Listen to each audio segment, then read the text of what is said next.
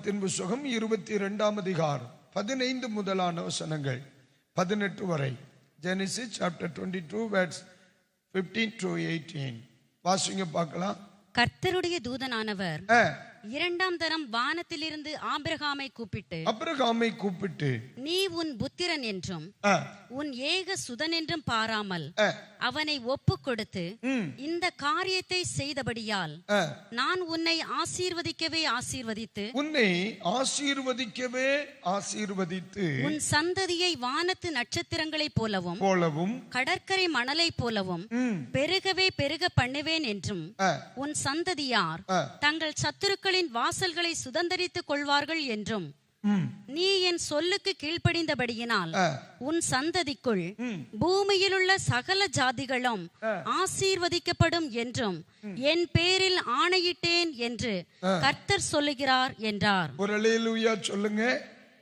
நம்ம வாழ்க்கையில ஆண்டவரே எங்களோடு பேசும். நம்ம வாழ்க்கையில நிறைய இடங்களில் வளர்ச்சி வருது. வருமானத்தில் வளர்ச்சி, வயதில் வளர்ச்சி, வீட்டில் வளர்ச்சி, நிலபலன்களில் வளர்ச்சி, தொழிலில் வளர்ச்சி, நிறைய இடத்துல வளர்ச்சி வருகிறது.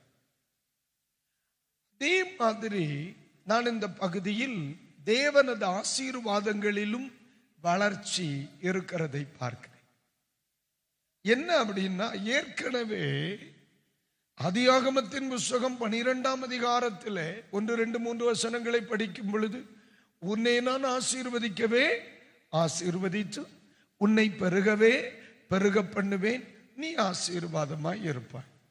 இது பொதுவான அழைப்பு, பொதுவான வாக்குத்தத்தம், பொதுவான ஆசீர்வாதம். இது ஆபிரகாமுக்கு வருது. ஆனா 22 அதிகாரத்தில் வரும் பொழுது அந்த ஆசீர்வாதம் உறுதிப்படுத்தப்படுவது மட்டுமல்ல, அது அப்டேட் ஆகுது.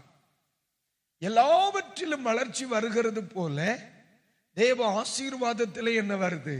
வளர்ச்சி வருது. இப்போ உங்க பிள்ளையை பிறந்த உடனே நீங்க பள்ளிக்கூடத்துல, சரி, அவன் பள்ளிக்கூடத்துக்கு போகிறதுக்கு முன்னால நீங்க நினைப்பீங்க, அவனை எப்படியாவது இதுக்கு படிக்க வச்சிடணும், அவங்கள இந்த நிலைக்கு நம்ம கொண்டு வந்துடணும்னு நீங்க மனசுல நினைக்கிறீங்க. ஆனா ஒரு 8th 9th எல்லாம் போகும் பொழுது உங்க பிள்ளை அசாதாரணமா படிக்கிறான். சாதாரணமானவர்களை விட இன்னும் நல்லா படிக்கிறான்னு வைங்க.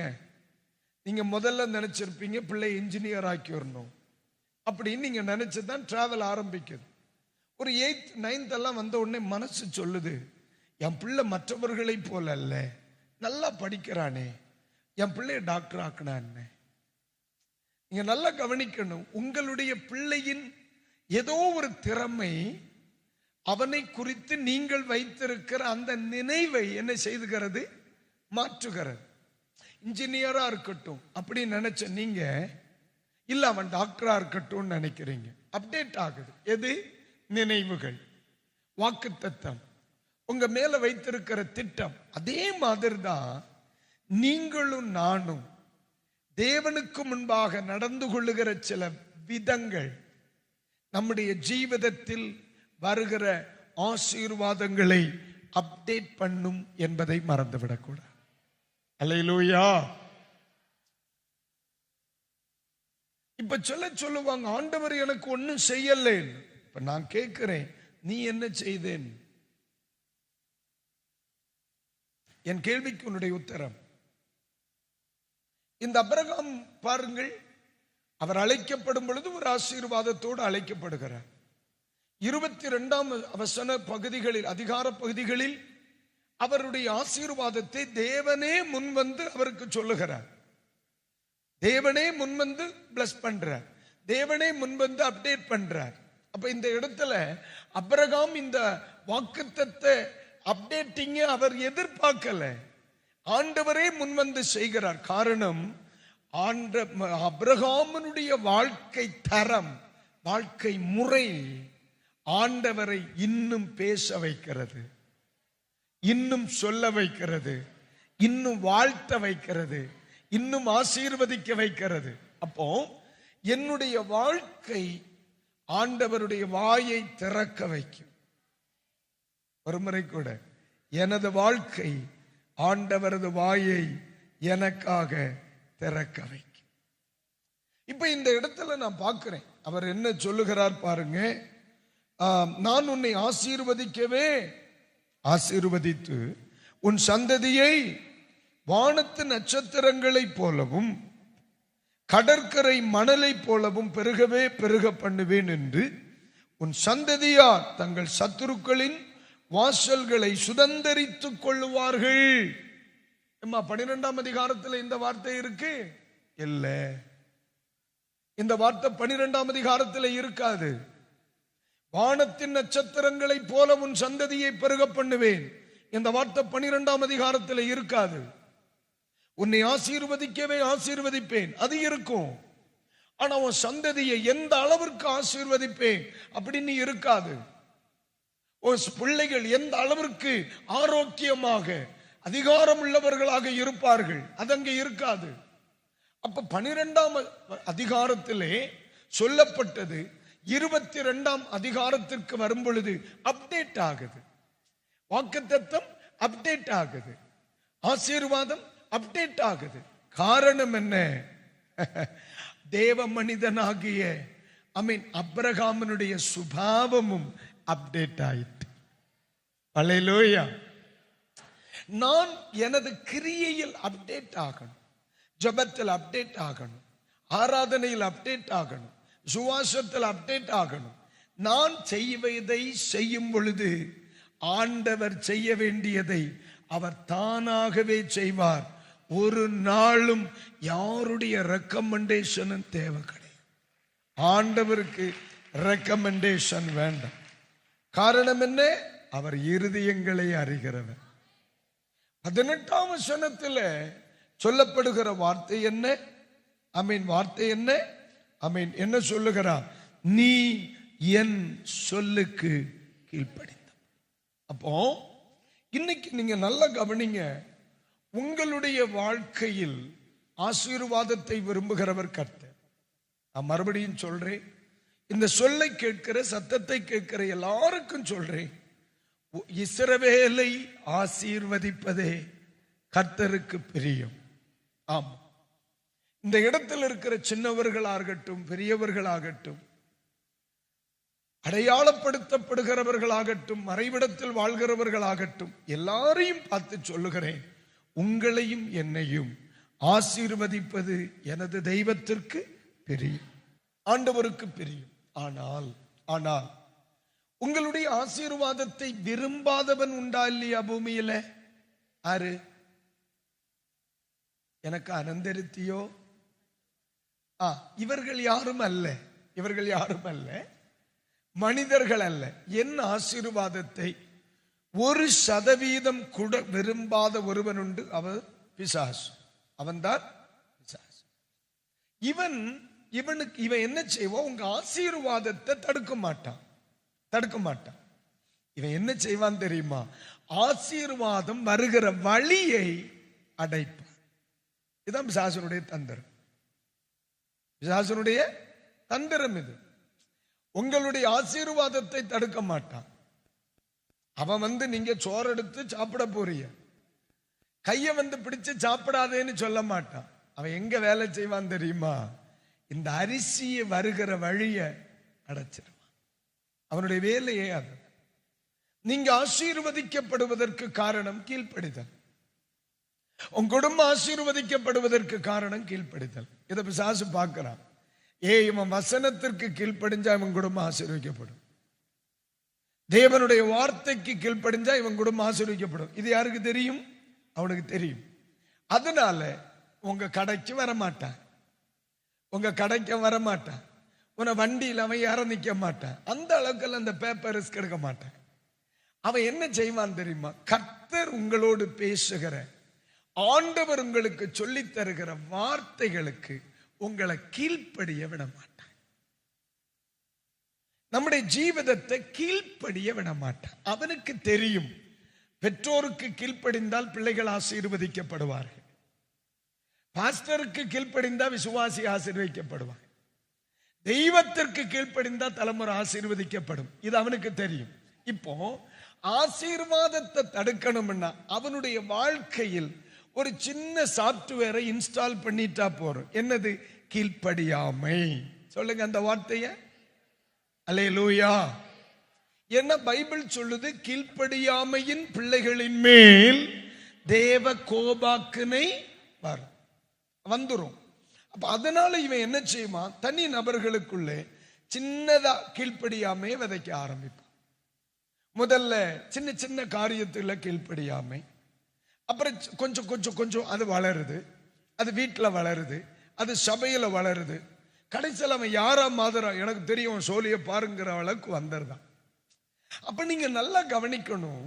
கீழ்ப்படியாமை உள்ளே வரும் பொழுது என்ன நடந்து விடுகிறது?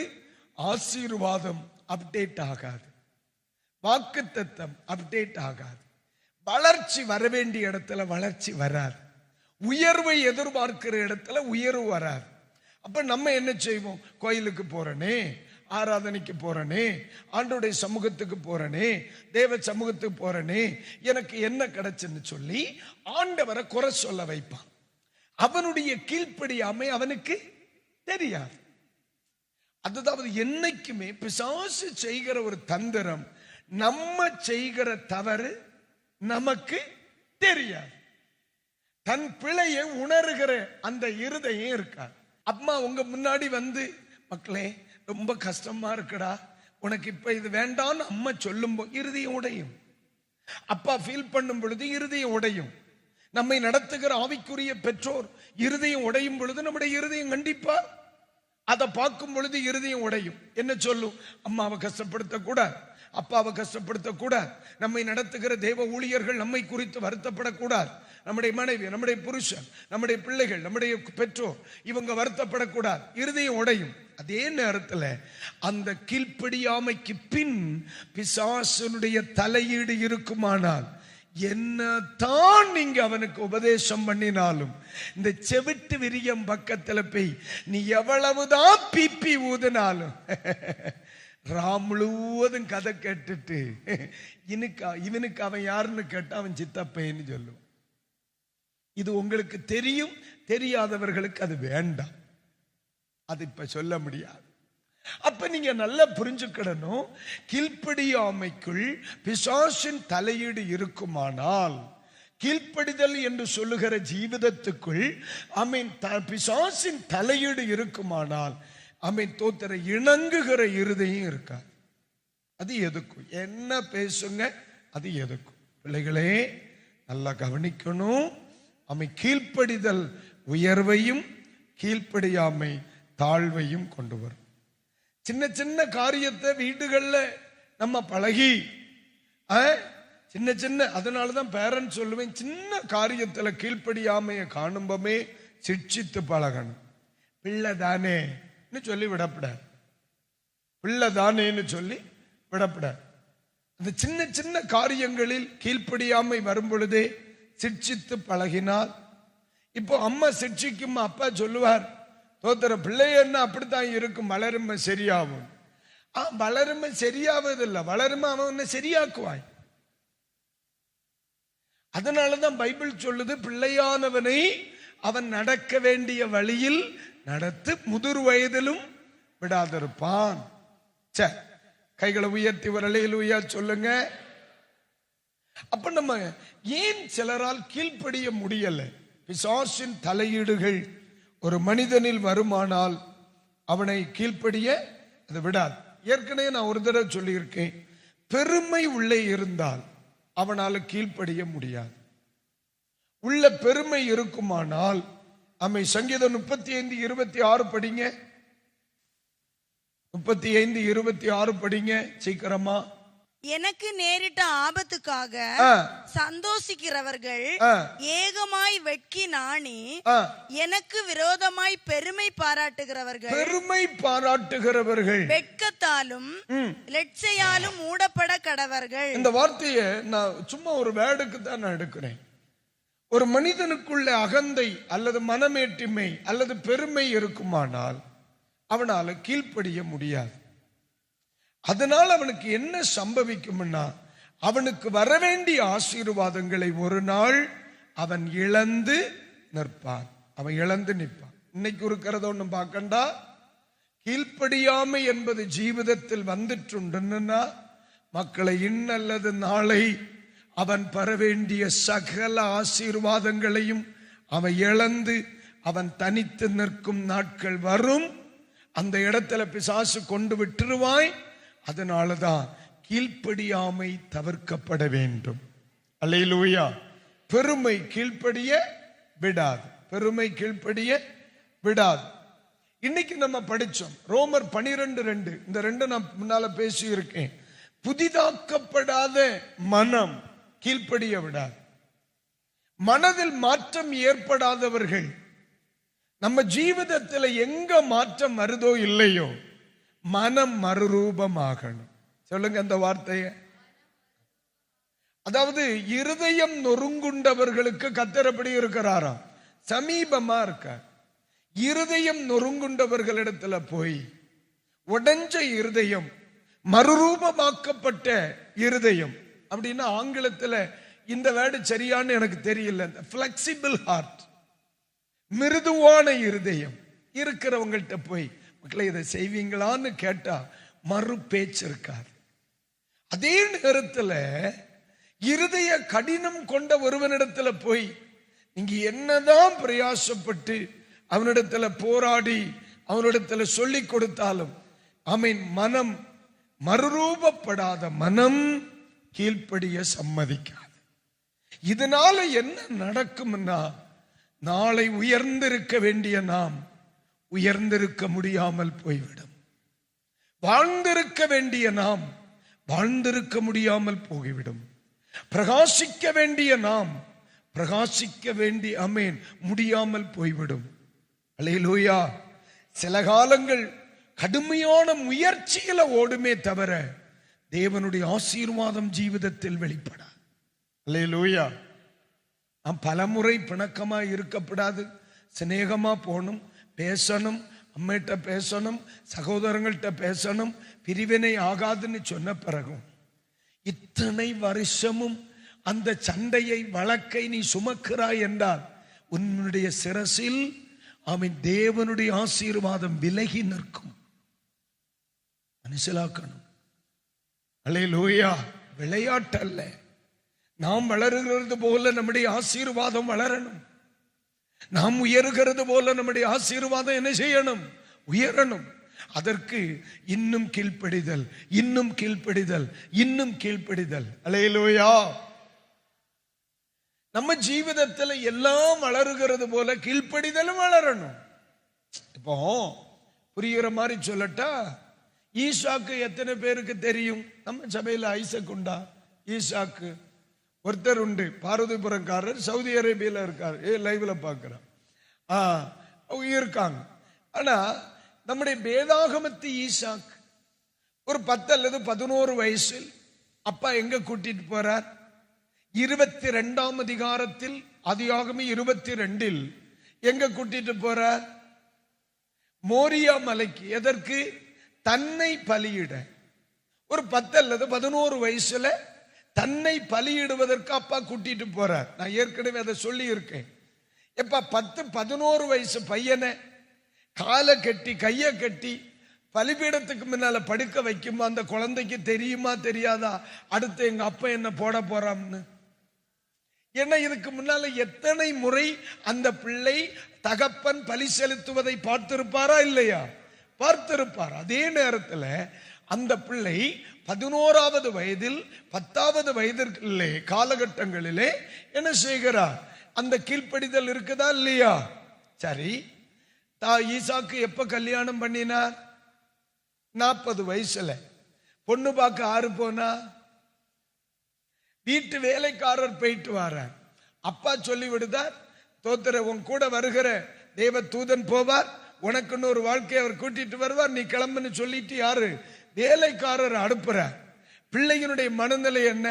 அப்பா எதை சொல்லுதாரோ அதை செய்ய. அப்ப வயசு எத்தனை? அப்பன் வயசு எத்தனை?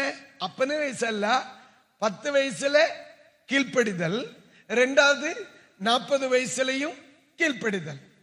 ஆதியாகமம் 26ஆம் அதிகாரத்தில் பெரிய தொழிலதிபர். யாரு? ஈசாக். பயங்கர தொழிலதிபர். அப்ப பயங்கர ஆசீர்வாதம், நன்மை, பணத்துக்கு பணம். பைபிள் சொல்லுது, பெலிஸ்தியர்கள் பொறாமைப்படுகிற அளவிற்கு அவர் என்ன செய்தார்? ஆசீர்வதிக்கப்பட்டார். அபிமெலேக்கு பொறாமைப்படுகிற அளவிற்கு அவர் ஆசீர்வதிக்கப்பட்டார். இப்போ அவர் எகிப்துக்கு போகணும்னு நினைக்கிறார். ஆண்டவர் சொல்றா, இல்ல நீ இங்கேயே இரு, உன்னை ஆசீர்வதிப்பேன்ற. இப்ப அவருக்கு எத்தனை வயசு இருக்கும்னு எனக்கு சொல்ல தெரியாது, பார்த்துக்கிடுங்க. எனக்கு சொல்ல தெரியாது. எப்படி அந்த மனுஷனுக்கு ஒரு இப்ப 40 ஒரு 80 வயசாவது இருக்காம இருக்க வாய்ப்பு இல்லை. அப்ப 10 வயசுல என்ன இருக்கு? அப்பாவுக்கு. அம்மை 40 வயசுலயும் அப்பாவுக்கு. அம்மை தோத்தர் 80 வயசுல ஆண்டவருக்கு. என்ன அப்பா உயிரோட இல்ல. அப்ப நீங்க நல்லா கவனிக்கணும், அவர் வளர வளர கீழ்ப்படிதல் வளருது. அதனாலதான் பைபிள் சொல்லுது, உன்னை நான் உன் தகப்பன் நிமித்தம் ஆசீர்வதிக்கவே ஆசீர்வதிப்பேன்னு. தகப்பனிடத்தில் சொன்ன ஆசீர்வாதம் பிள்ளைக்கும் வருது.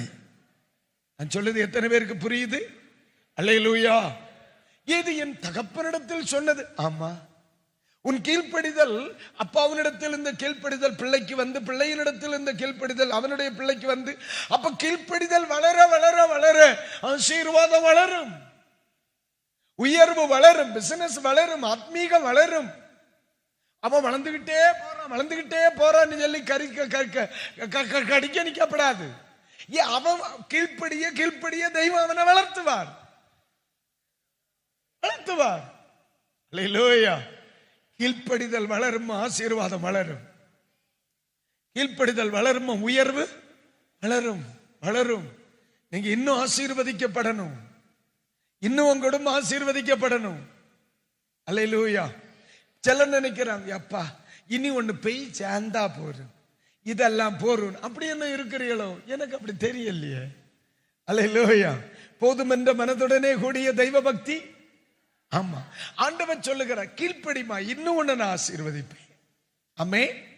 கர்த்தர் உங்களுக்கு கிருபை தருவாராக. கர்த்தர் உங்களுக்கு கிருபை தருவாராக. கர்த்தர் உங்களுக்கு கிருபை தருவாராக. கர்த்தர் உங்களுக்கு கிருபை தருவாராக. இன்னைக்கு நான் உங்களை வாழ்த்தட்டுமா? ஆண்டவரே, கீழ்ப்படிதலுக்கு வருகிற ஆசீர்வாதம் இந்த இடத்தில் இருக்கிற கீழ்ப்படுகிற எல்லா பிள்ளைகளுக்கும் வருவதா? இதுதான் சரின்னு நினைக்கிறேன். கீழ்ப்படிதலுக்கு வருகிற ஆசீர்வாதம் இந்த சபையில் இருக்கிற எல்லா கீழ்ப்படுகிற பிள்ளைகளுக்கும் வருவதா? ஆமென். ஏன் மாம்சத்துக்குரியவனா இருக்காதீங்க, ஆவிக்குரியவர்களாக மாறுங்கள் அப்படின்னு சபை சொல்லுது. இப்ப பாஸ்டர் வார்த்தைக்கு வார்த்தை ஆவிக்குரியவர்களாகிய நீங்கள், ஆவிக்குரியவர்களாகிய நீங்கள் அப்படின்னு நம்ம உற்சாகப்படுத்துறோம் இல்ல? எதுக்குன்னு நினைக்கிறீங்க? அதாவது ஆவிக்குரியவனால் கீழ்ப்படிய முடியும், மாம்சத்துக்குரியவர்களால் என்ன செய்ய முடியாது? கீழ்ப்படிய முடியாது எல்லா காரியங்களில். ஒரு வசனத்தை மட்டும், ஏன் சிலருக்கு கீழ்ப்படிய முடியவில்லை தெரியுமா? அவர்களுக்குள்ளே மாம்ச சிந்தை இருப்பதினாலே. அப்ப யாருக்குள்ளே மாம்ச சிந்தை இருக்குமோ அவர்களால் கீழ்ப்படிய முடியாது. ரோமருக்கு எழுதிய நிருபம் 8ஆம் அதிகாரம் எடுங்க. 8ஆம் அதிகாரம் எடுங்க. 7வது வசனத்தை படிங்க. எப்படி என்றால் 6:5 எழுதும் பொழுது 6, 7, 8 3 எழுதணும். 6, 7, 8 சேர்ந்து படிங்க. மாம்ச சிந்தை மரணம். எல்லாம் சேர்ந்து படிங்க. ஆவியின் சிந்தையோ ஜீவனும். அடுத்த வசனம், எப்படி எனில் மாம்ச சிந்தை தேவனுக்கு விரோதமான பகை, அது தேவனுடைய நியாய பிரமாணத்திற்கும் கீழ்ப்படியாமலும் கீழ்ப்படிய கூடாமலும் இருக்கிறது. மாம்சத்துக்குட்பட்டவர்கள் தேவனுக்கு பிரியமாக இருக்க மாட்டார்கள். அது விடாது, மாம்சம் விடாது, தேவனுக்கு கீழ்ப்படிய விடாது, ஆண்டவருக்கு கீழ்ப்படிய விடாது, வசனத்துக்கு கீழ்ப்படிய விடாது. மாம்சம் தலை தூக்கி நிற்கும், மாம்சம் உயர்ந்து நிற்கும், மாம்ச சிந்தை உயர்ந்து நிற்கும். அதனாலதான் ஆவிக்குரியவர்களாக்கணும். முதல்ல மாம்ச சிந்தை தேவனுக்கு விரோதமான பகை, அது கீழ்ப்படிய விடாதது. அது நம்ம காலத்துல மட்டும் இல்ல, அது பிதாக்கள் ஆத்மீகத்தை பிரசங்கித்த காலத்திலேயே மாம்ச சிந்தை விடல. அதனாலதான் முதல்ல ஒரு சில தேவ பிள்ளைகள் என்ன செய்வாங்க, ஆவிக்குரிய ஜீவிதத்துல நம்மளை வளர்த்துவாங்க. அல்லேலூயா, புரியுதா இல்லையா? நம்முடைய முந்தின பிதாக்கள் எல்லாம் இந்த அளவுக்கு படிப்பு, இந்த அளவுக்கு உலகத்துக்கு காரியம், இதுக்கெல்லாம் அவங்க முக்கியத்துவம் கொடுக்கல. அவங்களுக்கு வாழ தெரியாததுனால அல்ல, வாழ தெரிஞ்சதுனால. அல்லேலூயா. நம்ம நினைப்ப அன்னைக்கு அவங்களுக்கு படிப்பறிவு கிடையாது, அது உண்மைதான். ஆனா இன்னைக்குள்ள அளவுக்கு அவங்க வெளி உலகத்துக்கு என்ன செய்யல, முக்கியத்துவம் கொடுக்கல. அதுக்கு என்ன காரணம்னா, மாம்ச சிந்தையும் உலக சிந்தையும் ஒருவனுக்குள்ள வளர ஆரம்பிச்சுன்னு சொன்னா அவனுக்குள்ள ஆவியின் சிந்தை குறையும். அவனுடைய ஜீவிதத்துல கீழ்ப்படியாம வரும். கீழ்ப்படியாம ஒரு மனுஷனுக்குள்ள வந்துன்னா தெய்வம் அவனுக்கு சத்துருவாவாரு. தெய்வம் சத்துருவானா அவன் குடும்பம் சுடுகாடாகும். அவனுக்கு யாரும் மந்திரவாதம் செய்யண்டா, அவனுக்கு யாரும் பில்லி சூனியம் பண்ண வேண்டாம், அவனுக்கு யாரும் தீமை செய்யண்டா. உலக சிந்தை உள்ள வரும்போ, மாம்ச சிந்தை உள்ள வரும்போ, லௌகீக சிந்தை உள்ள வரும்போ அவனுக்குள்ள எதை பிரதிபலிக்கும்? கீழ்ப்படியாமை உண்டாகும். பார்க்கலாம், செய்யலாம், ஆக்கட்டு, எனக்கு தெரியும், கீழ்ப்படியாம உண்டாகும். கீழ்ப்படியாம வரும்போ தெய்வம் சத்துருவாவார். கீழ்ப்படியாமையின் பிள்ளைகளின் மேல் தேவ கோபாக்கணை வரும், தெய்வ கோபம் வரும். அவன் வீட்டுல தேவ ஆசீர்வாதம் வருவதற்கு பதிலா தெய்வ கோபம் உண்டுன்னா அவன் குடும்பம் சுடுகாடாகும். அதனாலதான் நம்முடைய பிதாக்கள் என்ன செய்தாங்க, உலகத்தை நிறைய பார்க்க விடல. உலகத்தை, பிசாசுனுடைய தந்திரம் உலகத்தை அதிகமா காட்டுவான். அதுதான் பிசாசு. பாருங்க, ஏதேன் தோட்டத்துல நம்ம பாட்டியம்மா, ஏதம்மா, ஏவாள் பாட்டியம்மா, எத்தனை காலமா அவர்கள் பாவம் செய்வதற்கு முன்னே எத்தனை காலங்கள் வாழ்ந்தார்கள் என்று நமக்கு தெரியாது. போன வாரமும் ரேஷன் கடைக்கு போகும்போது கிளவி அந்த விருட்சத்தின் கனிக்க பக்கத்திலோடு தான் இறங்கி போச்சு. போன வாரம் ரேஷன் கடைக்கு போகும்போது அப்போ இந்த பழம் பெருசா தெரியல, பல முறை பார்த்திருக்கு. அப்ப எல்லாம் இது ஒண்ணு இல்ல, இது ஒண்ணு இல்ல, இது நமக்கு ஆகாதது, இது நமக்கு வேண்டாம். என்ன தேவனுடைய போதனை என்ன? இது உனக்கு ஆகாது, இது நமக்கு வேண்டாம், இது நமக்குரியது அல்ல, இது நம்மை விழப்பண்ணும். அப்படி ஒரு போதனை உள்ள கிடக்கிறதுனால அந்த பக்கம் திரும்பிய எதை பார்க்க கூடாததோ அதை போதித்து பார்க்க வைத்தான் பிசாசு. அல்லேலூயா. ஃபர்ஸ்ட் டீச்சிங் தேவனுடைய வார்த்தைக்கு ராங்க எதிர்மறையாத்தான் என்ன செய்யுது வருது. அவன் பார்க்க வைக்கிறான். இதுவரைக்கு பார்க்காத அளவிற்கு இப்ப அந்த பழம் எப்படி இருக்கு, இச்சிக்கப்படத்தக்கதும். சரி, அப்படியே வருவோம். கிளவிய விடுவோம்ப்பா, இயேசுவை விட்டானா? இயேசுவை அவன் சோதித்த பொழுது ஒரு உயர்ந்த மலைக்கு கூட்டிக் கொண்டு போய் பூமியில் உள்ள எல்லா ராஜ்யங்களையும் அதனுடைய மேன்மைகளையும் அதனுடைய மகிமைகளையும் காண்பித்தான். அப்ப நல்லா புரியணும், பிசாசு ஒரு மனுஷனை அழிக்கணும்னு நினைச்சிட்டான்னா அவனை என்ன செய்வான் தெரியுமா? உலகத்துக்குரிய காரியங்களை அவனுக்கு மிகைப்படுத்தி காண்பித்து லௌகீகத்தை, உலகத்தை, உலகத்தில் உள்ளவைகளை உள்ள அதிகமாக கொண்டாடுவான். அல்லேலூயா. திங்கள் உலகத்துக்குரியதை படிச்சேன், செவ்வாய் உலகத்துக்குரியதை படிச்சேன், புதன் உலகத்துக்குரியதை படிச்சேன், வியாழன் உலகத்துக்குரியதை படிச்சேன், வெள்ளி சனி ஞாயிறு உலகத்துக்குரியதை படிச்சேன். 6 நாள் ஒரு நாள் 8 மணிக்கூர் வச்சு படிச்சா 6 48 மணிக்கூர் படிச்சது உலகத்துக்குரிய. ஆக பிரசங்கம் 1 மணிக்கூர், 48 மணி நேரம் படிச்சத இந்த 1 மணி நேரம் கொண்டு தப்பு, இது வேண்டாம், ஆத்மீகத்துக்கு இடங்குடுன்னு சொல்லணும்னா அது கொஞ்சம் சிரமம்தான். அதனாலதான் அன்னைக்கு இருந்த பிதாக்கள் அதிகமா பிரசங்கத்துக்கு முக்கியத்துவம் கொடுத்தாங்க, வசனத்துக்கு முக்கியத்துவம் கொடுத்தாங்க. காரணம் என்ன? பிள்ளைகளே, உலகத்தை நீ எவ்வளவு அதிகமா பார்க்கிறியோ அது உனக்கு ஆபத்து. உலகம் எவ்வளவு தூரத்திற்கு உனக்குள்ளே வருகிறதோ அது ஆபத்து. காரணம், மாம்ச சிந்தை உன்னை தேவனுக்கு கீழ்ப்படிய விடாது. அதுக்குன்னு படிக்கண்டான்னு சொல்லல, படிக்க விடண்டான்னு சொல்லல, ஆனா தெய்வத்தை மறந்துள்ள படிப்பு வேண்டான்னு சொல்லுவேன், தெய்வத்தை மறந்துள்ள ஓட்டம் வேண்டான்னு சொல்லுவேன். காரணம், உலகம் வர வர, பணம் வர வர, அந்தஸ்து வர வர, தெய்வீகம் விலகும் விலகும். இப்ப ஆராதனை கடமைக்கா, ஆராதனை கடமைக்கா, பாட்டு கடமைக்கா, பிரசங்கம் கடமைக்கா, ஊழியம் கடமைக்கா, சண்டே ஸ்கூல் கடமைக்கா வரணும். நமக்கு தந்த வேலையை செய்யணும், வீட்டுக்கு போனோம். இந்த நிலைக்கு வருவதற்கு காரணம் என்ன? லௌகீகம் உள்ள வந்ததுனால, மாம்சீகம் உள்ள வந்ததுனால, உலக அறிவு வந்ததுனால. பேழையை ஒரு கணம் பாருங்க. அப்போ நீங்க நல்லா கவனிக்கணும், இவ்வளவு பெரிய பேழை, ஆனா ஜன்னல் எத்தனை? ஒரே ஒரு ஜன்னல்.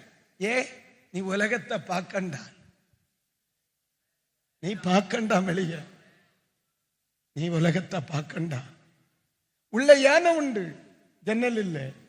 உள்ள கரடி, சிங்கம், காட்டுக்கு ராஜா கிடக்குது இருக்குல்ல, ஜன்னல் இல்லை. வெளி உலகத்தை குறித்து தெரியாது. அதனாலதான் அநேகர் அழிஞ்சப்போ இவங்க யாரும் அழியல்ல. எல்லாவனும் அழிஞ்சப்போ இவர்கள் அழியல்ல. காரணம் என்ன? வெளியே என்ன நடக்குன்னு தெரியாது.